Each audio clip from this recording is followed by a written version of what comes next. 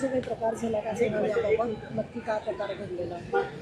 आज हे पर्वतीचे झोपडपट्टी एरियामध्ये एक 9 वर्षाची लहान मुलगीवर त्यांचेच सख्खे आजोबा म्हणजे मुलगीचे आईचे वडील यांनी जे आहे अतिप्रसंग करण्याचा प्रयत्न केलेला आहे। तात्काळ पोलिसांना माहिती मिळाल्यानंतर या ठिकाणी लगेच पोलीस आलेला आहे आणि जे आरोपी आजोबा आहे त्यांना ताब्यात घेतलेला आहे। मुलगीला जे आहे ते ससून हॉस्पिटलला पाठविण्यात आलेलं आहे। तिथे त्यांचे जे आहे ते मेडिकल प्रोसेस सुरू आहे आणि त्या ठिकाणी त्यांची आई पण आहे। दोघे मुलगी आणि आजी त्यांची आई दोघे सुखरूप आहे। या ठिकाणी काही लोक गर्दी केलेले होते, त्यांना जे आहे आवाहन करण्यात आलेलं आहे की त्यांनी जे आहे ते या ठिकाणातून आपल्या घरी जावा, कारण की पोलिसला जे आहे ते कायदेशीर कारवाई करत आहे।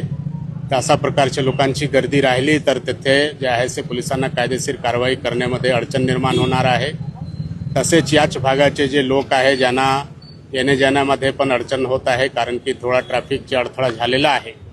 तर सर्वांना आवाहन करण्यात येत आहे की यांच्यामध्ये पोलिसने कायदेशीर कारवाई केलेले आहे आणि बाकी जे राहिलेले कारवाई आहे ते पण तात्काळ करत आहे। त्यामुळे या ठिकाणी गर्दी करण्याची काही आवश्यकता नाही आणि आपल्या घरी ते लोक जाऊ शकतात। पोलीस जे आहे सर्व कारवाई कायदेशीर कारवाई करणार आहे। त्यावरून अशा प्रकारचे घृणित कृत्य झालेलं आहे आणि लोकांचे संतप्त होणे हे जे आहे स्वाभाविक आहे।